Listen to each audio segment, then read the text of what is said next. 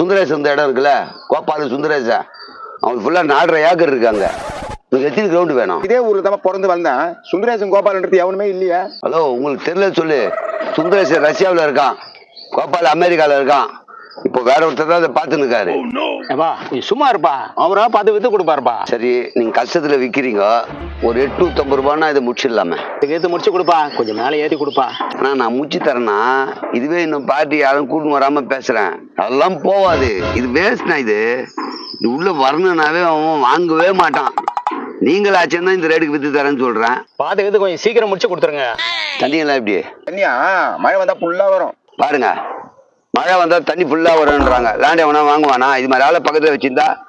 நான் அதை கேட்கலங்க, குடிக்கிற தண்ணி 200 அடி போர் போட்டேன்னா உப்பு கறிக்கிற மாதிரி தண்ணி வரும். ஐயோ, முதல்ல 200 அடி போடுறதே ரேட்டு போவாது, உப்பு கறிக்கொன்றாரு.